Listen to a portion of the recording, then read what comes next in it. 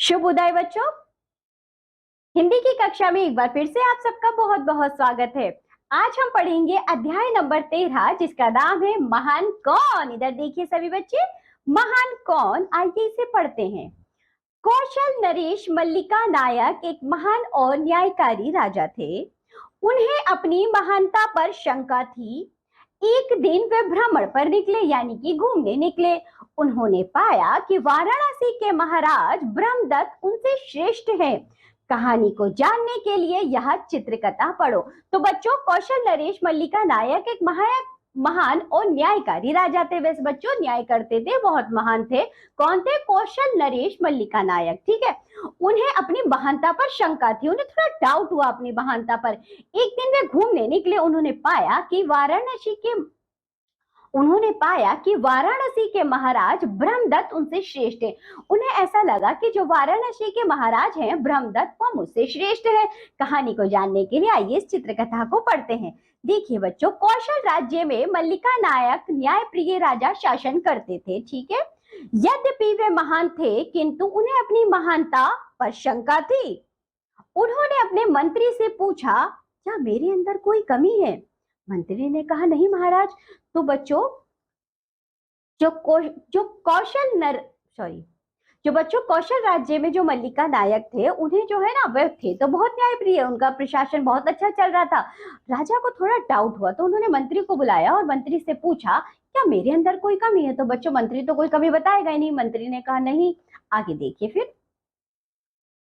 तब उन्होंने नगरवासियों से पूछा, क्या मेरे अंदर कोई कमी है?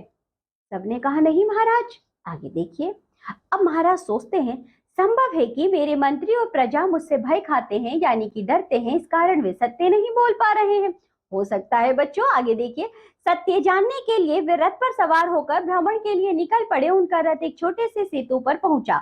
तो बच्चों, सच जानने के लिए उन्होंने एक काम किया कि वह घूमने के लिए निकल पड़े। उनका रथ जो है एक छोटे से सेतु पर, यानी कि पुल पर पहुंचा। आगे देखो फिर क्या होता है।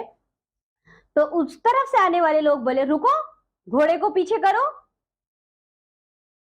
इसमें वाराणसी के महाराज ब्रह्मदत्त बैठे हैं। तो बच्चों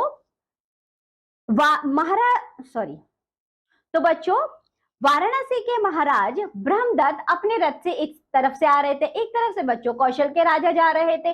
जब दोनों एक ही पुल पर पहुंचे तो महाराज, यानी कि वाराणसी के जो महाराज थे, उनका सारथी बोला, रुको, यहाँ इस रथ में जो है महाराज बैठे हैं, वाराणसी के महाराज ब्रह्मदत्त बैठे हैं।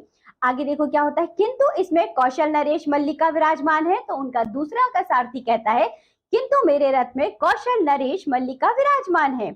अब देखो क्या होगा। उनमें से कोई भी घोड़ों को पीछे हटाने को तैयार नहीं था, क्योंकि बच्चों दोनों ही अपने अपने राज्य के महाराज थे। अब आगे देखो इसमें क्या होता है। इसका निर्णय आयु तथा शक्ति के द्वारा होगा। अब तय ये हुआ कि दोनों ही महाराज है, तो अब इसका निर्णय कैसे होगा? इसका निर्णय होगा, इसका जो फैसला होगा वो आयु तथा शक्ति के द्वारा होगा। किंतु दोनों नरेश आयु और शक्ति में समान थे। उनके सामने एक बड़ी समस्या आ खड़ी हुई थी। तो बच्चों, जब दोनों की आयु समान निकली, दोनों की शक्ति समान निकली, तो अब क्या किया जाए? अब दोनों के सामने समस्या खड़ी हो गई। अब वह बोले, अब क्या करें? तब कहा गया कि जो गुणी होगा वह पहले पुल पार करेगा, जो गुणी होगा वह पहले पुल पार करेगा। देखो बच्चों, मुझे कौशल नरेश की कुछ विशेषताएं बताओ। तो कहा, मेरे नरेश बुराई का बदला बुराई और भलाई का बदला भलाई से लेते हैं। अब फिर कहा गया, देखें वह क्या कहता है, और तुम्हारे नरेश में क्या विशेषताएं हैं? तो बच्चों दोनों एक दूसरे से पूछने लगे, अब एक एक करके विशेषताएं बताओ। मेरे नरेश ब्रह्मदत्त बुराई का बदला भी भलाई से लेते हैं, यहां तक कि वे शत्रुओं पर भी उपकार करते हैं। तब तो वास्तव में वे गुणी नरेश हैं। तो बच्चों, वाराणसी के महाराज बोले कि वास्तव में वही गुणी नरेश है। महाराज ब्रह्मदत्त, मेरा प्रणाम स्वीकार करें, आप मुझसे श्रेष्ठ हैं। सम्राट ब्रह्मदत्त को पहले जाने दो, घोड़ों को पीछे करो। आज मुझे मालूम हुआ कि मेरे अंदर क्या कमी है। तो बच्चों, वाराणसी के महाराज ब्रह्मदत्त और कौशल नरेश दोनों के जो सारथी थे, उनमें आपस में बातचीत हुई तो पता चला जो वाराणसी के महाराज है बच्चों, वह बुराई का बदला भी भलाई से देते हैं। तब नरेश को बच्चों ये अनुभव हुआ, ये एहसास हुआ। तब नरेश महाराज, कौशल के नरेश महाराज को बच्चों ये एहसास हुआ कि मुझ में ही कमी है।